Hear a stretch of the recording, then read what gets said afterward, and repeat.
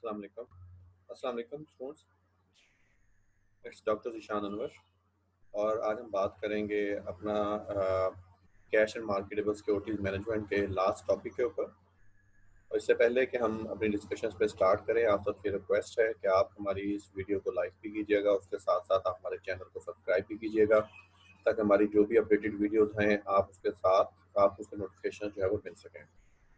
जैसे हमने कहा कि इस चैप्टर में cash and marketable security management में हमारे बेसिकली दो मेजर टॉपिक थे इसमें जो है। फर्स्ट पार्ट में हमने इस चीज़ को डिस्कस कर लिया कि कैश होल्ड करने के जो है वो डिफरेंट मोटिव्स क्या होते हैं, आप अपनी कैश रिसीट्स को किस तरह से जो है वो स्पीड अप कर सकते हैं, आप अपने कैश पे आउट्स को किस तरह से जो है वो स्लो डाउन कर सकते हैं, उसके डिफरेंट मेथड या टेक्निक्स क्या हैं हम उसकी बात कर चुके हैं।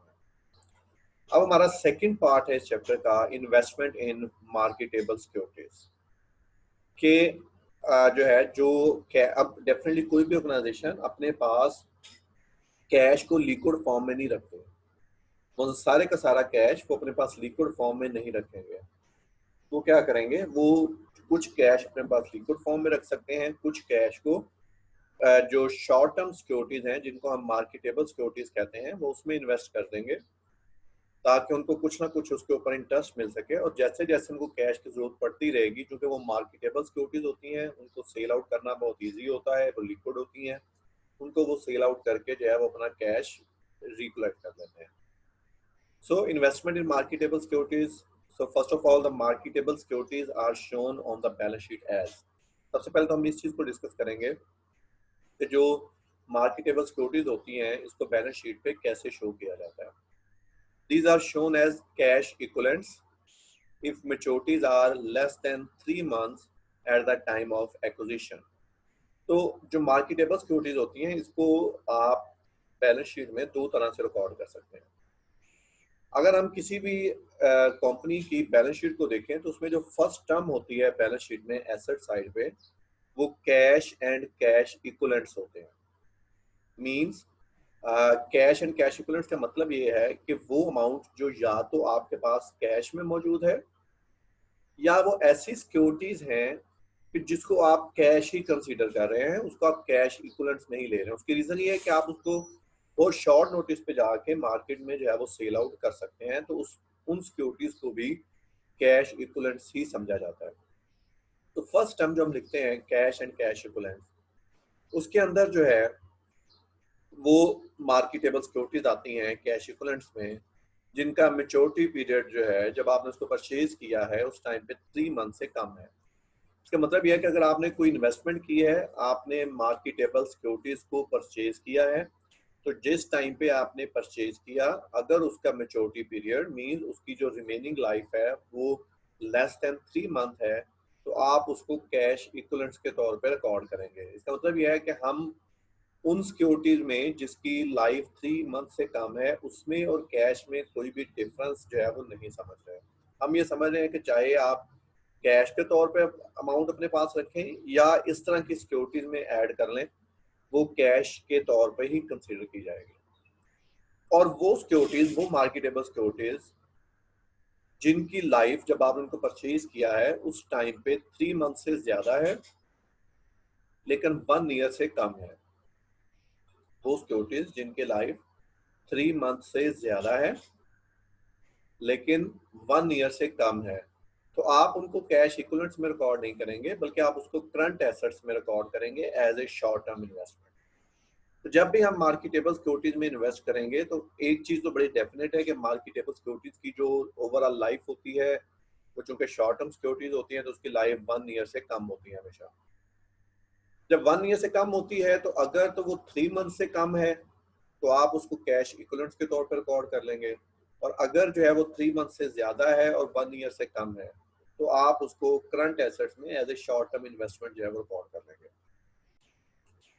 उसके बाद अब हम बात करेंगे सेगमेंट वाइज। जैसे हमने मोटिव्स की बात की थी स्टार्टिंग पे, हमने ये डिस्कस किया था कि जब हम जो कैश होल्ड करते हैं वो हम इन 3 मोटिव्स के लिए कैश को होल्ड करते हैं। मैं कहता हूँ जो भी ऑर्गेनाइजेशन है कैश रखना होता है वो या तो ट्रांजैक्शन मोटिव के लिए रखा जाता है, और आपके रवैये के लिए ट्रांजैक्शन मोटिव का क्या मतलब क्या आता है कि जो आपने अपनी डे टू डे ट्रांजैक्शन को पूरा करने के लिए कैश रखना है।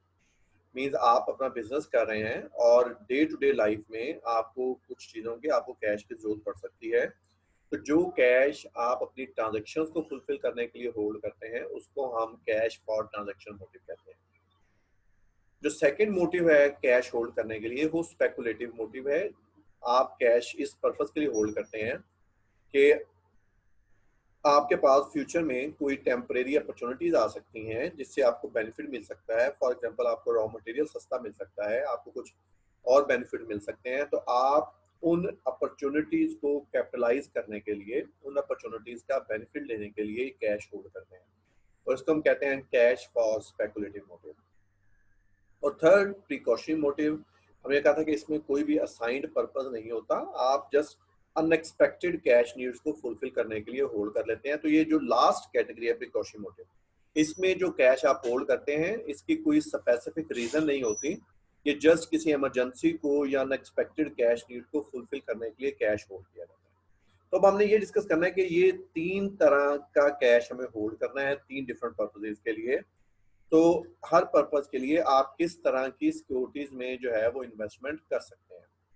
तो सबसे एक्सक्यूज पहले मी सर, जी, सर ये तीनों कैश बेसिकली होते तो अब अगर हम जैसे हमने मोटिव्स की बात की कि हमने कैश होल्ड करना है, तो हमने जो कैश होल्ड करना है वो हमने थ्री पर्पजेज के लिए कैश होल्ड करना है। तो जब थ्री पर्पजेज के लिए कैश होल्ड करना है तो इसका मतलब यह है कि हम तीन तरह की डिफरेंट सिक्योरिटीज परचेज कर सकते हैं।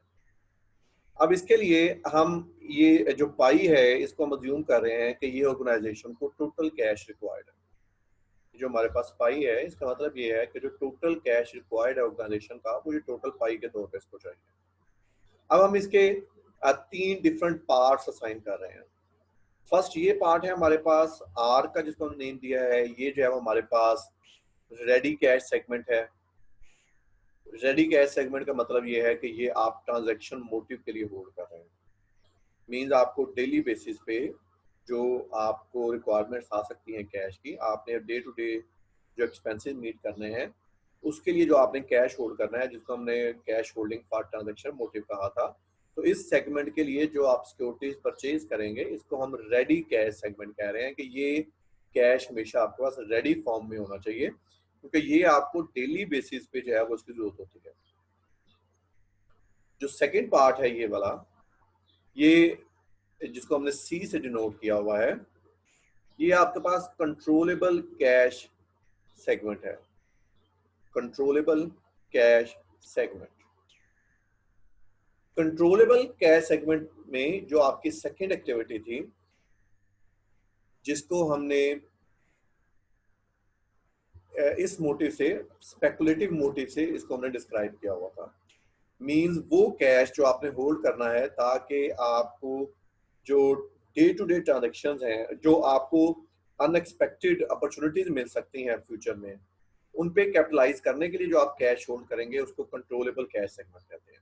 तो अगर हम रेडी कैश सेगमेंट की बात करें, ready cash segment optimal balance of marketable securities help to take care of probable deficiencies in the firm's cash account. तो आपकी फर्म के कैश अकाउंट में डे टू डे बेसिस पे जो डेफिशिएंसी आ सकती है उसको फुलफिल करने के लिए जो कैश होल्ड करते हैं या मार्केटेबल सिक्योरिटीज होल्ड करते हैं उसको हम रेडी कैश सेगमेंट कहते हैं। सेकंड जो हमने सेगमेंट कहा वो कंट्रोलेबल कैश सेगमेंट है। Marketable securities held for meeting controllable knowable outflows such as taxes and dividend. तो ये जो हमने कहा था कि आप उस पर्पज के लिए होल्ड करेंगे कि जो आपको पता है कि फ्यूचर में ये कैश किस पर्पज के लिए आपको रिक्वायर्ड है। फॉर एग्जांपल आपको पता है मुझे फ्यूचर में टैक्सेस पे करने के लिए कैश रिक्वायर्ड होगा, या मुझे डिविडेंड्स पे करने के लिए जो है वो कैश रिक्वायर्ड होगा, या आप कोई और इसके लिए पर्पज के लिए इसको साइन कर सकते हैं। तो कंट्रोलेबल कैश सेगमेंट में हमें ये पता होता है कि हमने जो कैश होल्ड किया हुआ है ये हमें इसकी किस किस टाइम पे जरूरत पड़ सकती है।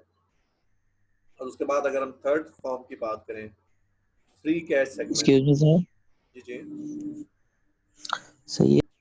अब इसको दोबारा से डिस्कस करते हैं। हमने सबसे पहला सेगमेंट जो बनाया है सिक्योरिटीज का वो रेडी कैश सेगमेंट बनाया है।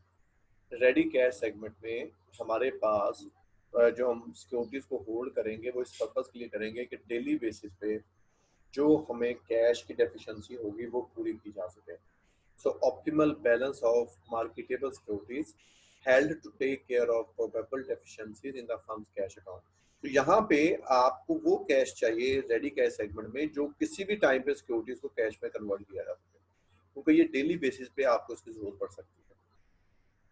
जो सेकंड हमने कहा controllable cash segment, controllable cash segment में आप कैश मार्केटेबल सिक्योरिटीज को होल्ड करेंगे, लेकिन आपको ये पता होगा कि हमें जो कैश रिक्वायर्ड होगा वो किस टाइम पे रिक्वायर्ड होगा और कितना कैश रिक्वायर्ड होगा। तो ये नॉन पर्पसेस के लिए होता है। हमें ये पता होता है कि कंट्रोलेबल, क्योंकि इसका नेम ही कंट्रोलेबल कैश सेगमेंट है, तो कंट्रोलेबल का मतलब ये है कि आप इस कैश रिक्वायरमेंट को कंट्रोल कर सकते हैं।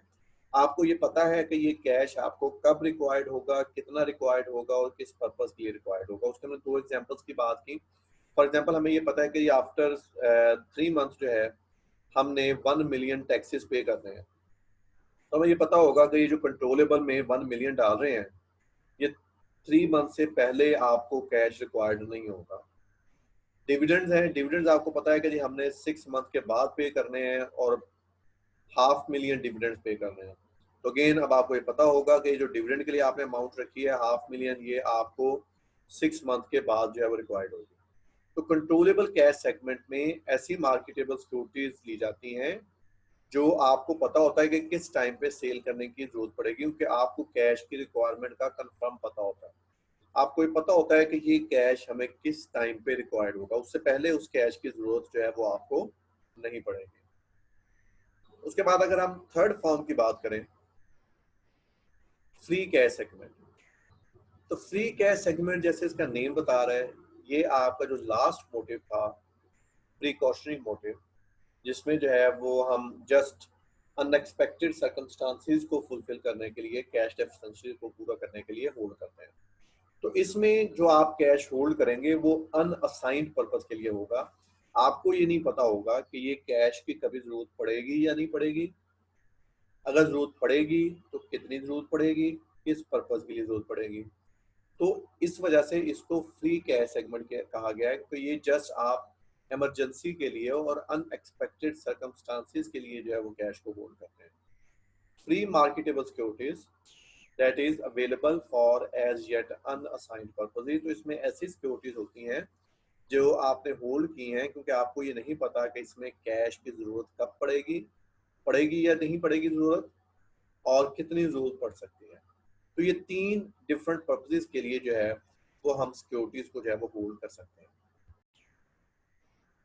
उसके बाद variables in marketable security selection. सबसे पहले हम उन वेरिएबल्स की बात करेंगे जो 2 मोस्ट इंपॉर्टेंट जो वेरिएबल्स हैं कि जब आपने मार्केटेबल सिक्योरिटीज की सिलेक्शन करनी। तो 2 मेजर वेरिएबल्स हैं जिसका आपको ख्याल रखना होगा जब आप मार्केटेबल सिक्योरिटीज की सिलेक्शन करेंगे। First is safety and the second one is marketability और लिक्विडिटी।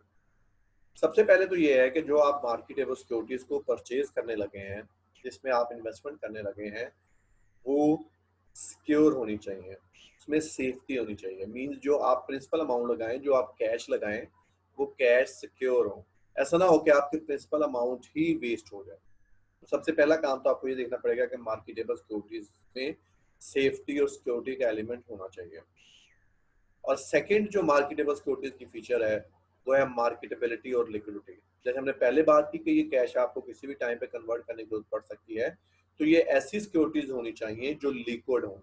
और हम लिक्विड का पहले भी बात कर चुके हैं। इसका मतलब है कि आप उनको इजीली मार्केट में जाके जो है वो सेल आउट कर सकें, उसको आप बड़े आराम से मार्केट में जाके सेल आउट कर सकें, तो उसको हम मार्केटेबिलिटी और लिक्विडिटी कहते हैं। तो नेक्स्ट इसमें वेरिएबल, तो जो थर्ड वेरिएबल है जिसको हमें कंसीडर करना है वो इंटरेस्ट रेट रिस्क है।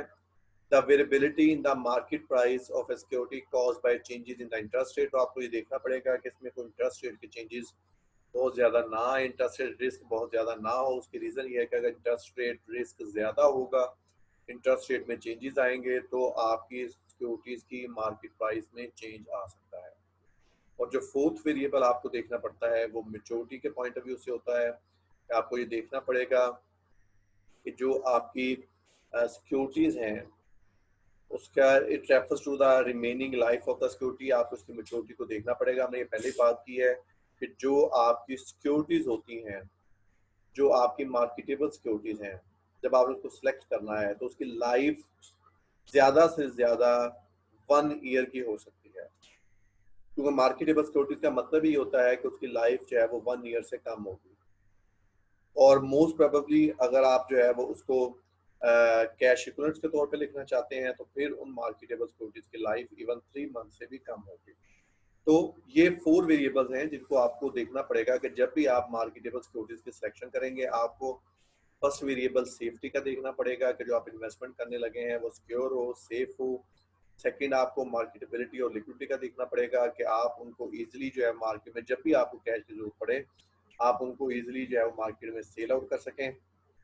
थर्ड जो है वो इंटरेस्ट रेट रिस्क की बात करेंगे कि आप जो है वो ये देखेंगे कि उन सिक्योरिटीज में इंटरेस्ट रेट रिस्क कम होना चाहिए। मीन्स उनकी अगर इंटरेस्ट रेट बहुत जल्दी जल्दी से चेंज हो रहा है तो उसकी प्राइसेस में चेंज आ सकता है और आपको लॉस हो सकता है।